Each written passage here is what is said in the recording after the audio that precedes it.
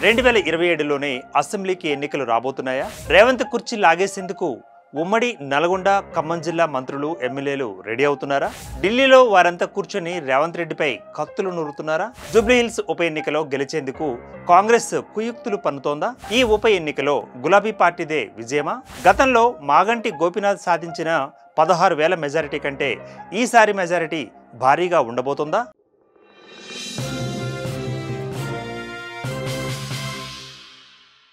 నమస్తే, welcome to Andhraprabha.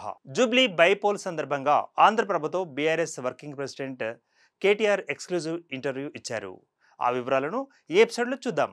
Jubilee Hills ఉప ఎన్నికలో కాంగ్రెస్ పార్టీ ఓటమి ఖాయమైపోయిందని, ఆ దుగ్ధతోనే ముఖ్యమంత్రి రేవంత్ రెడ్డి నోటికి వచ్చినట్లు మాట్లాడుతున్నారని BRS working president KT Rama Rao ఆరోపించారు. ఈ ఉప ఎన్నికలో నియోజకవర్గ ప్రజలు ఎవరు ఊహించని ఫలితాన్ని బీఆర్ఎస్కు ఇస్తున్నారని, ఇది రూఢి అయిపోయిందని, సర్వేలన్నీ ఇవే చెబుతున్నాయని పేర్కొన్నారు.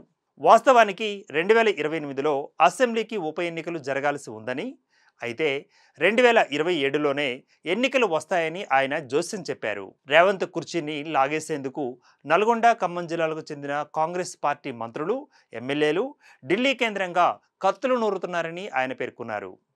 జూబ్లీహిల్స్ ఉప ఎన్నికలో కాంగ్రెస్ పార్టీ అడ్డదారిన గెలిచేందుకు ఒక్కొక్క ఓటుకు 6,000 ఇచ్చి కొనుగోలు చేసిందని, ఇప్పటిదాకా ఓట్ల కొనుగోలుకు 250 కోట్ల రూపాయలను ఖర్చు చేసిందని కేటీఆర్ ఆరోపించారు.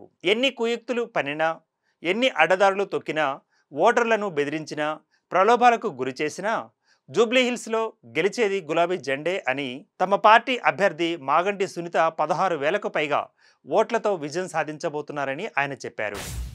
చాలా బాగుందండి. మొత్తంగా చూసినట్లయితే పోయినసారి గోపీనాథ్ గారు 16,000 ఓట్ల మెజారిటీతో గెలిచారు. ఈసారి చూస్తుంటే తప్పకుండా అంతకంటే మెరుగైన మెజారిటీతో గెలుస్తామన్న అభిప్రాయం కలుగుతుంది. ప్రజల్లో ఉన్న స్పందన అనండి, డెఫినెట్గా ప్రజల్లో ఉన్న ఉత్సాహం అనండి, మా కార్యకర్తల్లో కనబడుతున్న విశ్వాసం అన్నిటి ఆధారంగా చెప్తున్నా ముమ్మాటికి మంచి మెజారిటీతో గెలుస్తాం. రాష్ట్రంలో అధికారంలో కొనసాగుతున్నది కాంగ్రెస్, బీజేపీ సంకీర్ణ ప్రభుత్వమని అన్నారు. ఈ రెండు పార్టీలు కలిసి బీఆర్ఎస్ అభ్యర్థి సునీతను ఓడించేందుకు ఒక్కటయ్యాయని ఆరోపించారు. ముఖ్యమంత్రి రేవంత్ రెడ్డి ఓట్ల కొనుగోలుకు పంపించిన డబ్బుల్లో కాంగ్రెస్ పార్టీ నాయకులు కమిషన్ల పేరుతో దండుకుంటున్నారని, ఓటుకు 6,000 ఇస్తుంటే అందులో 2,000 రూపాయలను జోబులో వేసుకొని మిగతా మొత్తాన్ని ఓటర్లకు ఇస్తున్నారని చెప్పారు. జూబ్లీహిల్స్ ఉప ఎన్నిక సందర్భంగా కేటీ రామారావు ఆదివారం జూబ్లీహిల్స్లోని బీఆర్ఎస్ వార్ రూమ్లో ఆంధ్రప్రభకు ప్రత్యేక ఇంటర్వ్యూ ఇచ్చారు. ఈ సందర్భంగా ఆయన ఈ ఉప ఎన్నికపై సంచలన ఆరోపణలు చేశారు.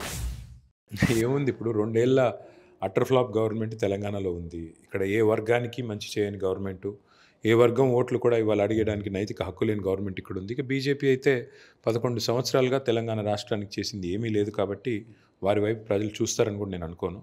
స్పష్టంగా హైదరాబాద్లో గత 10 ఏళ్లుగా ఏ ఎన్నిక వచ్చినా ఎట్లా అయితే ప్రజలు మాకు అండగా నిలబడ్డారో, రేపు కూడా 14 నవంబర్ నాడు మీరు చూస్తారు జూబ్లీహిల్స్లో మేము జయకేతనం ఎగిరైపోతున్నాం. జూబ్లీహిల్స్ ఎన్నికల్లో కాంగ్రెస్ పార్టీ ఘోరంగా ఓటమి పాలవుతుందని, బీఆర్ఎస్ అభ్యర్థి సునీత భారీ మెజారిటీతో గెలవబోతున్నారని అన్ని సర్వే సంస్థలు కోడై కూశాయని, దీంతో బెంబెలెత్తిపోయిన రేవంత్ రెడ్డి అజరుద్దీన్ను మంత్రివర్గంలోకి చేర్చుకున్నారని, అయినా ముస్లిం మైనారిటీ వర్గాలు కాంగ్రెస్ పార్టీని ఏమాత్రం విశ్వసించడం లేదని అన్నారు. సీఎం రేవంత్ ఇటీవల జూబ్లీహిల్స్లోని తన పార్లమెంటు కార్యాలయంలో ఏర్పాటు చేసిన విలేకరుల సమావేశంలో పచ్చి అబద్ధాలు మాట్లాడారని మండిపడ్డారు. తాము అధికారం కోల్పోయే సమయంలో ప్రభుత్వ ఆదాయం ప్రతి నెల 18,500 కోట్లు ఉండేదని, 10 ఏళ్ల పాటు ఇదే ఆదాయం కొనసాగిందని, రేవంత్ రెడ్డికి అధికారం అప్పగించాక కూడా ఆదాయం పెరగలేదని, ఇందుకు కారణం కాంగ్రెస్ ప్రభుత్వం తీసుకుంటున్న దివాళాకోరు విధానాలు, ప్రజా వ్యతిరేక నిర్ణయాలు అని ఆయన చెప్పారు. బీఆర్ఎస్ అధికారంలో కొనసాగి ఉంటే తెలంగాణ ఆదాయం ప్రతి నెల 25,000 కోట్లకు చేరేదని పేర్కొన్నారు. ప్రభుత్వానికి వస్తున్న ఆదాయంలో తీసుకువచ్చిన వడ్డీలు, అసలుకు ప్రతి నెల 6,500 కోట్లు చెల్లిస్తున్నామని, ముఖ్యమంత్రి రేవంత్ రెడ్డి సిగ్గు లేకుండా అబద్ధాలు చెబుతున్నారని, వాస్తవానికి చెల్లిస్తోంది 2,500 కోట్లేనని చెప్పారు. ఈ విషయం తాను చెప్పడం కాదని, రిజర్వ్ బ్యాంక్ తమ వెబ్సైట్లో ఈ వివరాలను పొందుపరిచిందని, ఇది కూడా చూసుకోకుండా రేవంత్ రెడ్డి సోయి లేకుండా మాట్లాడుతున్నారని విరుచుకుపడ్డారు. ఇక 10 ఏళ్లలో తమ పాలనలో హైదరాబాద్ను అన్ని రంగాల్లో అభివృద్ధి చేశామని, 44 ఫ్లైఓవర్లను నిర్మించామని, పెద్ద ఎత్తున లింక్ రోడ్లను ఏర్పాటు చేశామని, నగర ప్రజల దాహార్తి తీర్చేందుకు గోదావరి నుంచి నదీ జలాలను తెప్పించామని, ఉచితంగా 200 లీటర్ల నీటిని సరఫరా చేశామని, 24 గంటల పాటు నాణ్యమైన విద్యుత్తును సరఫరా చేశామని, వీటితో పాటుగా రైతులకు ఉచిత విద్యుత్తును ఇవ్వడంతో పాటు రెప్పపాటు విద్యుత్తు సరఫరా నిలిచిపోకుండా చర్యలు తీసుకున్నామని, మరి కాంగ్రెస్ ప్రభుత్వం ఈ 2 ఏళ్లలో హైదరాబాద్ ప్రజలకు ఏమి చేస్తుందో చెప్పడానికి ఏమీ లేకపోవడంతో తమపై నింద ఆరోపణలు మోపుతుందని విరుచుకుపడ్డారు. 10 ఏళ్లలో తాము ఏమి చేశామో ఇటీవలే ప్రగతి నివేదిక విడుదల చేశామని, 2 ఏళ్లలో రేవంత్ రెడ్డి ఏం చేశారో చెప్పాలని డిమాండ్ చేస్తే ఉలుకు పలుకు లేదని అన్నారు. 2 ఏళ్ల కిందట అరిచేతిలో వైకుంఠం చూపెట్టి కాంగ్రెస్ పార్టీ అన్ని వర్గాలను మోసం చేసి అధికారంలోకి వచ్చింది. అన్ని వర్గాలను మోసం చేసి అధికారంలోకి వచ్చిన తర్వాత 2 ఏళ్ళు ఏమీ చేయకుండా ఇవాళ డైవర్షన్లతో మళ్ళీ టైంపాస్ చేస్తామంటే వాటిని పట్టించుకునే వాళ్ళు ఎవరు లేరు. అందుకే ప్రజలకి గుర్తు చేయడానికి కాంగ్రెస్ ఏమేమి బాకీ పడ్డది, ఎంతెంత బాకీ ఉన్నదని చెప్పడానికి ఈ బాకీ కార్డు కాన్సెప్ట్ తెచ్చాము. చాలా బ్రహ్మాండంగా పోతోంది. తప్పకుండా ప్రజలు నిలదీసే వారి చైతన్య స్థాయిని పెంచే దిశగా, వారిని జాగృతం చేసే దిశగా మేము ఈ కార్యక్రమం చేశాము. దాని ఫలితం తప్పకుండా ఉంటుందని విశ్వాసం. కాంగ్రెస్ పార్టీ ఎప్పుడు అధికారంలో ఉన్న హైదరాబాద్ను ఏమాత్రం అభివృద్ధి చేయలేదని, అందుకు 2023లో జరిగిన అసెంబ్లీ ఎన్నికల్లో జీహెచ్ఎంసీ పరిధిలోని అన్ని సీట్లను బీఆర్ఎస్కు కట్టబెట్టారని, కాంగ్రెస్ పార్టీ ఒక్క సీటును కూడా గెలవలేకపోయిందని, భవిష్యత్తులో జరిగే అన్ని ఎన్నికల్లోనూ ఇవే రకమైన ఫలితాలు పునరావృతం అవుతాయని కేటీఆర్ జోస్యం చెప్పారు. జూబ్లీహిల్స్ ఉప ఎన్నిక బీఆర్ఎస్ కాంగ్రెస్ మధ్య జరగడం లేదని, 6 గ్యారంటీలు 420 హామీలు అమలు చేయాలని గల్లా పట్టుకుని అడుగుతున్న బీఆర్ఎస్కు ప్రజలను నయవంచనకు గురి చేసి హామీలను ఎగ్గొట్టి కాలం వెల్లదీస్తున్న కాంగ్రెస్ పార్టీకి మధ్య జరుగుతుందని, ప్రజల్లో అప్రమత్తమైన ఈ ఎన్నికల్లో కాంగ్రెస్ను కూకటి వేళ్లతో పెకలించి వేయాలని ఆయన ఓటర్లను కోరారు. బీఆర్ఎస్ పక్షాన నిలబడి ప్రచారం చేస్తున్న తమ పార్టీ నాయకులను కాంగ్రెస్ నేతలు బెదిరిస్తున్నారని, ఇప్పటికే బీఆర్ఎస్కు చెందిన ఓ కార్యకర్త టెంట్ హౌస్పై డీజిల్ చల్లి కాల్చివేశారని, దీంతో ఆయన జీవన ఉపాధి కోల్పోయారని, ఆ నాయకుడికి బీఆర్ఎస్ అండ ఉంటుందని భరోసా ఇచ్చారు. మరో నాయకుడిని కిడ్నాప్ చేసి ఎక్కడికో తీసుకువెళ్లారని, అతన్ని సంప్రదిద్దామంటే సెల్ ఫోన్ను ఆపివేశారని చెప్పారు. ఈ ఎన్నికల్లో ఓటమి ఖాయమైందని తెలుసుకున్న ముఖ్యమంత్రి రేవంత్ రెడ్డి చౌకబారు ఆరోపణలు, విమర్శలు చేస్తున్నారని, తాను మాదక ద్రవ్యాలు తీసుకుంటానని, సినీ నటులతో సంబంధాలు ఉన్నాయని చెబుతున్నారని, ఇంతవరకు తనకు డ్రగ్స్ ఎలా ఉంటాయో కూడా తెలియదని పేర్కొన్నారు. సమాచార హక్కు చట్టాన్ని అడ్డం పెట్టుకొని రాష్ట్రంలో ఎక్కడెక్కడ భూములు ఉన్నాయో వాటి వివరాలు తెలుసుకొని భూ యజమానులను బెదిరించడం, వారిని లొంగదీసుకోవడం ద్వారా కోట్లాది రూపాయలను కూడబెట్టడం రేవంత్ రెడ్డికి వెన్నతో పెట్టిన విద్య అని అన్నారు. ఇక రియల్ ఎస్టేట్ ఏజెంట్ ముఖ్యమంత్రి అయితే పరిస్థితి ఎలా ఉంటుందో ప్రజలు అందరూ గమనించాలని చెప్పారు. జూబ్లీహిల్స్లో పొరపాటున కాంగ్రెస్ పార్టీ అభ్యర్థి గెలిస్తే బుల్డోజర్లను పంపించి పేద ప్రజల ఇళ్లను నేలమట్టం చేస్తారని వ్యాఖ్యానించారు.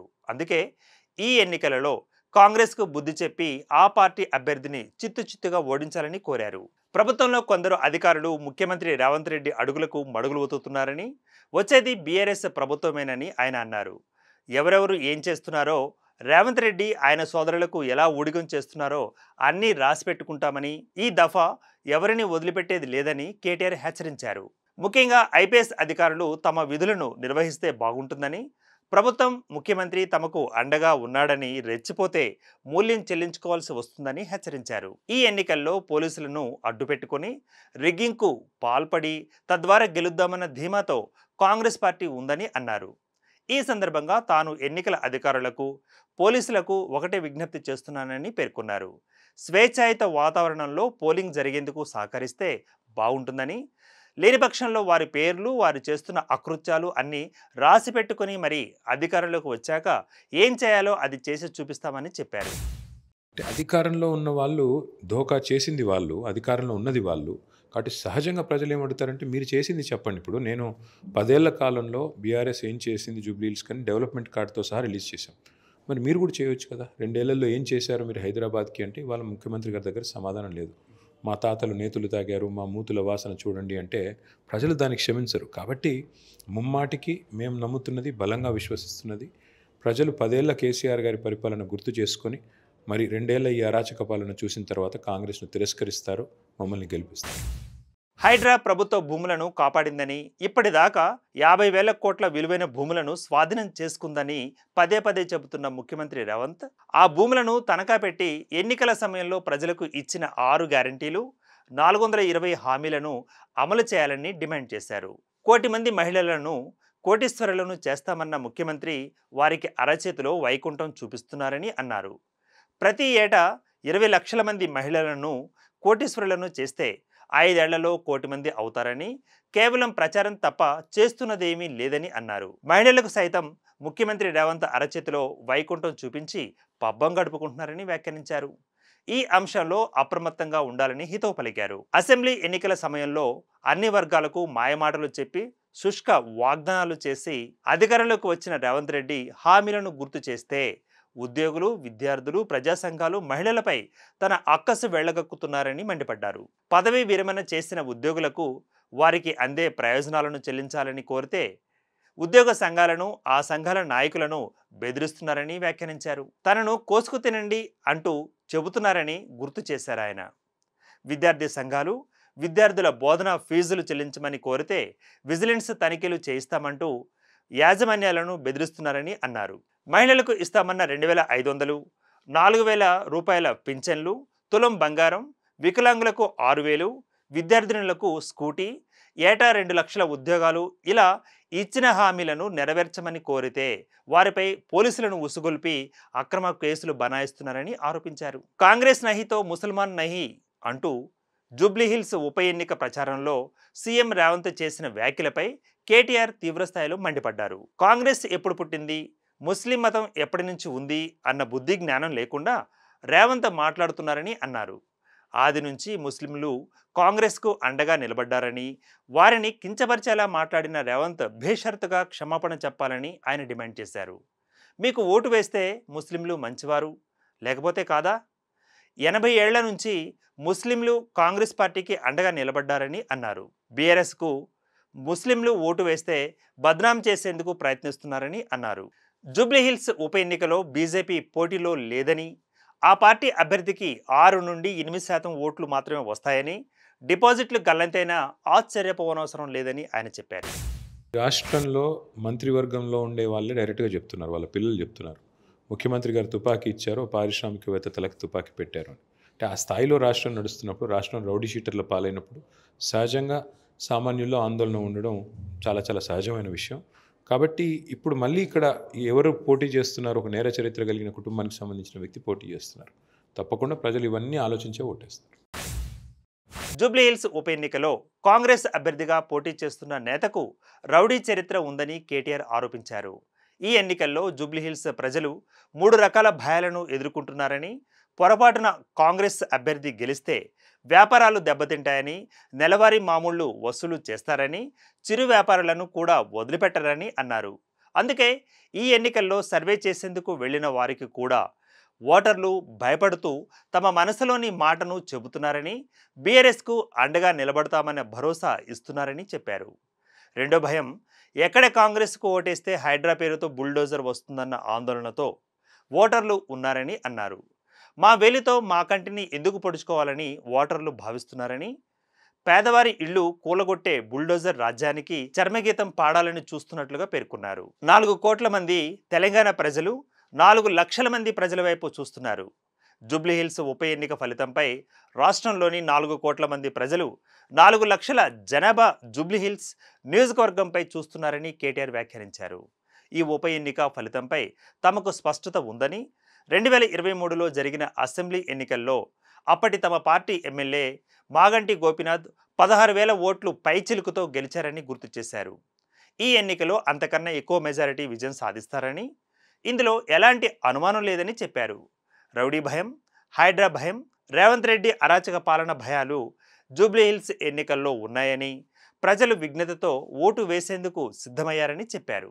జూబ్లీహిల్స్ ఉప ఎన్నికలో సీనియర్ మంత్రులు సైతం డివిజన్ స్థాయి కార్యకర్తలుగా రంగంలోకి దిగి ఎన్నికల ప్రచారం నిర్వహించారని కేటీఆర్ చెప్పారు. మాజీ మంత్రులు తలసాని శ్రీనివాస్ యాదవ్, గంగుల కమలాకర్, వేముల ప్రశాంత్ రెడ్డి, సబితా ఇంద్రారెడ్డి, మల్లారెడ్డి, సింగిరెడ్డి నిరంజన్ రెడ్డి, వీరితో పాటుగా జగదీశ్వర్ రెడ్డి, జోగు రామన్న, ఎర్రబెల్లి దయాకర్ రావు, మాజీ ఎమ్మెల్యేలు, ఎమ్మెల్సీలు దీపావళి పండుగకు సైతం తమ గ్రామాలకు వెళ్లకుండా కుటుంబానికి దూరంగా ఎన్నికల ప్రచారంలో నిమగ్నమై ఉన్నారని, ఈ ఉప ఎన్నిక ఇన్ఛార్జిగా వ్యవహరించిన ఎమ్మెల్సీ తక్కలపల్లి రవీంద్రరావు తన సొంత అన్న చనిపోతే కూడా ఉదయం అంత్యక్రియలకు హాజరై సాయంత్రం తిరిగి వచ్చి ఎన్నికల ప్రచారంలో పాల్గొన్నారని అన్నారు. ఇది బీఆర్ఎస్ సైనికుల పనితీరు అని ఆయన వ్యాఖ్యానించారు. ఉప ఎన్నికల్లో ప్రచారానికి పార్టీ అధినేత కేసీఆర్ ఎందుకు రాలేదు అంటూ అడగగా ఆయన ఎప్పటికప్పుడు సూచనలు, సలహాలు ఇస్తున్నట్లు, ఆయన చేసిన దిశానిర్దేశం ప్రకారం ఎన్నికల ప్రచారం నిర్వహిస్తున్నామని అన్నారు. గతంలో జరిగిన దుబ్బాక, ఇతర ఉప ఎన్నికలకు కేసీఆర్ హాజరు కాలేదన్న విషయం గుర్తు చేశారు. ఆయన వస్తే సంచలనమని చెప్పారు. డెఫినెట్గా తిరిగి వస్తారు. 2027లోనే ఎన్నికలు ఉంటాయి. మీరు చూస్తారు, ఆల్రెడీ చాలామంది ఢిల్లీలో కత్తులు నూరుతున్నారు. ఎప్పుడు రేవంత్ రెడ్డి గారి పదవి పోతుందో తెలియదు, ఎప్పటిదాకా ఈ ప్రభుత్వం ఉంటుందో కూడా తెలియదు. కాబట్టి 27లో ఎన్నికలు జరుగుతాయి. ముమ్మాటి కేసీఆర్ గారు ముఖ్యమంత్రిగా తిరిగి వస్తారు. జూబ్లీహిల్స్ ఎన్నికల తర్వాత తెలంగాణ రాష్ట్ర రాజకీయ ముఖచిత్రం మారిపోబోతుందని, కాంగ్రెస్ పార్టీ తిరోగమన దిశలో పయనిస్తోందని ఆయన చెప్పారు. జూబ్లీహిల్స్ నియోజకవర్గ దివంగత ఎమ్మెల్యే మాగంటి గోపీనాథ్ ఆ పార్టీ వ్యవస్థాపక అధ్యక్షుడు ఎన్టీ రామారావుకు ప్రియ శిష్యుడని గుర్తు చేశారు. తెలుగుదేశం పార్టీ చైతన్య రథం ఎక్కడికి వెళ్లినా గోపీనాథ్ బుల్లెట్ వాహనంతో ముందు వరుసలో ఉండేవారని చెప్పారు. ఎన్టీఆర్ అంటే ఆయనకు ఎనలేని ప్రేమ అని, అలాగే గోపీనాథ్ అంటే ఎన్టీఆర్కు అంతే ఇష్టమని చెప్పారు. జూబ్లీహిల్స్ ఉప ఎన్నికలో తెలుగుదేశం పార్టీ అభిమానులు, ఆ పార్టీకి గతంలో పనిచేసిన ముఖ్య నేతలు, కార్యకర్తలు బీఆర్ఎస్ అభ్యర్థి గోపీనాథ్ సతీమణి సునీతకు అండగా నిలబడ్డారని అన్నారు. ఇందులో ఎటువంటి అనుమానం లేదని చెప్పారు. ఇక టీడీపీ జాతీయ అధ్యక్షుడు, ఏపీ సీఎం చంద్రబాబు నాయుడు ఇటీవల తన పాత అంబాసిడర్ కారుతో ఫోటో దిగి ఆ ఫోటోను సామాజిక మాధ్యమాల్లో పోస్టు చేసిన అంశంపై కేటీఆర్ స్పందించారు. ఈ విషయం తనకు శనివారం రాత్రి తెలిసిందని అన్నారు. ఇక బీఆర్ఎస్కు చంద్రబాబు ప్రచారం చేస్తున్నారా అని అడుగగా ఈ విషయంలో తామేమీ వ్యాఖ్యానించబోనని, అయితే అంబాసిడర్ కారుతో ఆయన ఫోటో దిగి ట్విట్టర్లో పోస్టు చేయడం తమకు అనుకూలంగా ఉంటుందని అన్నారు. జూబ్లీహిల్స్ ప్రజలు ఎంతో విఘ్నులని, అరాచక పాలన సాగిస్తున్న రేవంత్ రెడ్డి ప్రభుత్వానికి చరమగీతం పాడటం ఖాయమన్నారు.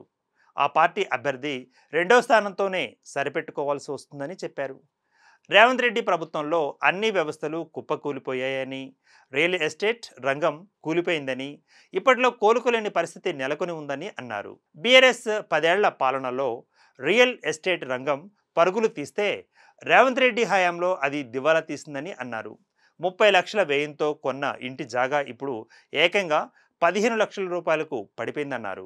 దీంతో కొనుగోలుదారులు లబోదిబోమంటున్నారని చెప్పారు. జీఎస్టీలో దేశంలోనే తెలంగాణ 1వ స్థానంలో ఉండేదని, రేవంత్ రెడ్డి పుణ్యమా అని అది 28వ స్థానానికి దిగజారిందని, హైడ్రా వల్ల పేద ప్రజలు ఇళ్లు నేలమట్టమయ్యాయని అన్నారు. కానీ యనుమల బ్రదర్స్కు ఈ హైడ్రా వరంగా మారిందని ఆరోపించారు. డెఫినెట్గా వాస్తవం, అందులో అనుమానం ఏముంది. ఎందుకంటే ఇవాళ బీజేపీ కాంగ్రెస్ కలిపి జాయింట్ వెంచర్ గవర్నమెంట్ నడుపుతున్నారు తెలంగాణలో. ముమ్మాటికి అందులో వాస్తవం ఉంది. అందుకే ప్రజలు ఇద్దరిని బండకేసి కొడతారు. 14 నాడు గులాబీ జెండా ఎగురుతుంది. నవంబర్ 14 నాడు తప్పకుండా మాగంటి సునీత గారు ఎమ్మెల్యేగా గెలుపొందబోతారు.